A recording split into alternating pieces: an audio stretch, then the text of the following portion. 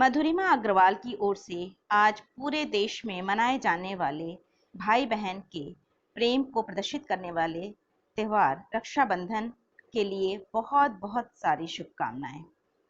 आज पूरे देश में भाई बहन के सच्चे प्रेम को प्रदर्शित करने वाला मिठास और अपनेपन से भरा त्योहार रक्षाबंधन मनाया जा रहा है। रक्षा का यह सूत्र मात्र एक धागा नहीं है, इसका महत्व बंधवाने वाले पर ही निर्भर करता है। अब मैं आपको इस शुभ अवसर पर अपनी स्वरचित एक कहानी सुना रही हूं, जिसका शीर्षक है रक्षा सूत्र। आइए सुनते हैं कहानी। माँ, मैं स्कूल के लिए निकल रही हूँ, वंशिका ने माँ को आवाज लगाई। अरे बेटा, अपने छोटे भाई को भी साथ ले ले, वो भी बस तैयार हो ही गया है, माँ ने बड़े ही लाड़ से वंशिका से अपने भाई के साथ जाने के लिए आग्रह किया। अरे माँ, उसे तुम ही छोड़ आना, उसकी वजह से मैं रोज लेट हो जाती हूँ और पियोन अंकल के हाथ पैर जोड़ने पड़ते हैं गेट खुलवाने के लिए। कभी कभी तो पियोन अंकल और टीचर की बातें भी सुननी पड़ती हैं। मुझे बहुत बुरा लगता है माँ, प्लीज माँ, तुम ही छोड़ आना उसे। वंशिका की ये बातें उसका छोटा भाई अंकुर अंदर कमरे से ही सुन रहा था। उसकी बातें अभी खत्म भी न हुई थी कि अंकुर ने नाराजगी भरे शब्दों में अपनी माँ से कहा, माँ, दीदी को जाने दो, मैं अकेला ही चला जाऊंगा। तुम जानती नहीं हो, स्कूल में मेरी वजह से दीदी की इज्जत बहुत कम हो जाती है। उसे तो मुझे अपना छोटा भाई कहने में भी शर्म महसूस होती है, क्योंकि भाई मैं उसकी तरह विद्यालय में टॉप नहीं ना करता हूँ। नहीं नहीं भाई, ऐसी कोई बात नहीं है, तुम तो मेरे प्यारे छोटे भाई हो, भला मैं तुम्हें अकेले छोड़कर कैसे जा सकती हूँ। लेकिन अंकुर पर इस लाड़ प्यार का कोई असर न हुआ। वह चुपचाप अपना बैग उठाकर बिना कुछ बोले अपनी बहन के साथ एक अजनबी की तरह चल पड़ा। भाई बहन के बीच पनपने वाली इस अदृश्य नफरत का किसी को भी पता न चल सका। जब भी घर में वंशिका की तारीफ होती, वो वहां से चुपचाप कपूर की तरह अदृश्य हो जाता। धीरे धीरे पढ़ाई पूरी करने के बाद वंशिका एक काबिल और जिम्मेदार पुलिस इंस्पेक्टर बन चुकी थी, और उसका भाई, जिसने अपने पिता का व्यापार सिर्फ संभाला ही नहीं था, बल्कि उसे बहुत ऊंचाइयों तक भी पहुंचा दिया था। इसी कारण शहर में उसके कई प्रतिद्वंदी भी बन चुके थे। आज रक्षाबंधन का त्योहार था। वंशिका बहुत सुबह जल्दी ही उठ गई थी और तैयार भी हो चुकी थी।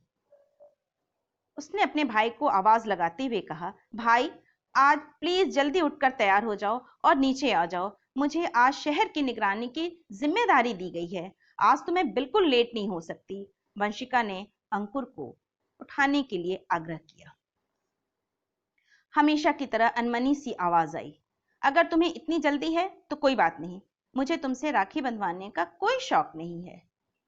अंकुर के इन शब्दों ने जता दिया कि उसके मन में बहन के लिए आज पहले की तरह ही कड़वाहट है, में जरा भी कमी ही आई है। वंशिका उदास हो गई और बिना राखी बांधे ही बेचारी अपनी ड्यूटी पर चली गई। शाम के लगभग 5-5:30 बजे होंगे। सूर्यदेव अपनी रोशनी का खजाना समेटकर धीरे धीरे वापस जाने की तैयारी में थे, और त्योहार की खुमारी भी कम हो चली थी। तभी अचानक वंशिका को एक फोन आया कि सदर बाजार में लगभग 6 बजे एक बिजनेसमैन पर जानलेवा हमला होने वाला है। अपनी जीप सदर बाजार की ओर ले लो, फास्ट, डोंट वेस्ट टाइम, किसी की जान बचानी है, कहते हुए वंशिका अपनी टीम के साथ तत्परता से वारदात वाली जगह की ओर चल पड़ी।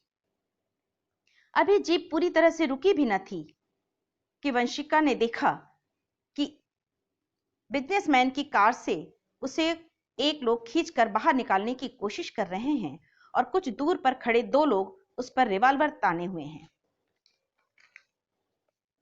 वह तेजी से उनकी ओर दौड़ी। जिन गोलियों पर बिजनेसमैन का नाम लिखकर शूटर आए थे, वंशिका ने उन पर अपना नाम लिखवा लिया था। एक गोली वंशिका के कंधे को घायल करती हुई निकल गई। पुलिस वालों को देखकर शूटर वहां से भाग निकले। तुरंत एम्बुलेंस बुलवाया गया और इंस्पेक्टर को अस्पताल पहुंचाया गया। बिजनेसमैन अभी खड़ा खड़ा कुछ समझने की कोशिश कर ही रहा था, तभी 2 पुलिस वाले आए और उन्होंने उसे अपनी हिफाजत में उसके घर पहुंचा दिया। घर पहुंचने पर उसने देखा कि उसके मम्मी पापा कुछ घबराए से इधर उधर टहल रहे हैं। पापा, क्या बात हो गई? आप लोग इतने घबराए से क्यों लग रहे हैं? बेटा, अभी अभी सिटी हॉस्पिटल से फोन आया है कि तेरी बहन को गोली लगी है और वो वहां एडमिट है। बहन को गोली लगी है? अंकुर को सब कुछ समझने में जरा भी देर न लगी। वह तुरंत अपने माता पिता के साथ हॉस्पिटल की ओर चल पड़ा। थोड़ी देर बाद ऑपरेशन पूरा होने के बाद वंशिका अपने रूम में आ गई। माँ बाप उससे मिलने के लिए उसके रूम में गए, लेकिन अंकुर बाहर ही खड़ा रहा। वंशिका ने बहुत ही धीमी आवाज में अपने दर्द को छुपाते हुए मम्मी पापा को दिलासा दिया और घर जाकर आराम करने के लिए कहा। तुम यहीं रुको बेटा और बहन का ध्यान रखना, कहकर माता पिता वापस आ गए। अंकुर को अपने सामने सही सलामत देख वंशिका मानो अपने सारे दर्द भूल गई। उसके चेहरे पर खुशी और राहत की चमक काले आसमान में बिजली की तरह चमक उठी। अंकुर सिर झुकाए चुपचाप खड़ा रहा और उसके सारे कड़वे शब्दों के कड़वे रस पश्चाताप के आंसू बनकर उसकी आंखों को सूखने नहीं दे रहे थे। उसके मुख से बस इतना ही निकला, तुम्हारे प्यार में तो कोई कमी न थी दीदी। मेरे बुरे बर्ताव की सजा भगवान ने तुम्हें क्यों दे दी? भगवान ने मुझे सजा नहीं दी, वरन अपने नादान भाई को अपनी बहन के सच्चे प्यार को दिखाने का एक सुनहरा अवसर दिया है। इतना कहकर वंशिका थोड़ी हांफने सी लगी। थोड़ी देर कमरे में सन्नाटा पसरा रहा। दोनों एक दूसरे को सही सलामत देखकर अपनी खुशी के आंसू रोक नहीं पा रहे थे। दीदी, धीरे से अंकुर ने अपनी बहन को आवाज दी, तुम्हें इस घटना की खबर पहले से ही कैसे लग गई थी? अंकुर ने अपनी जिज्ञासा शांत करने के लिए पूछा। अरे भाई, तुम्हें कुछ नहीं पता। मैंने 2 पुलिस वालों को सादे ड्रेस में हमेशा तुम्हारे साथ रख छोड़ा था, क्योंकि मुझे पता था कि मेरे भाई के कुछ प्रतिद्वंदी इस शहर में उसके जान के पीछे पड़े हैं। इतना कहकर वंशिका को लगा शायद आज अंकुर ने उसके स्नेह को दिखावा नहीं समझा होगा।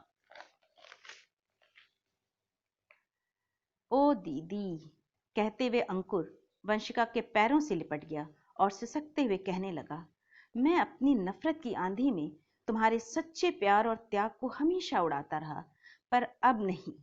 कहते हुए अंकुर ने संकोच के साथ एक राखी अपनी जेब से निकाली और वंशिका की ओर बढ़ाते हुए अपनी सूनी कलाई भी उसकी ओर बढ़ा दी और सजल आंखों से उपहार स्वरूप ढेर सारे आंसुओं की मोतियों से अपनी बहन की हथेलियों को भर दिया। धन्यवाद।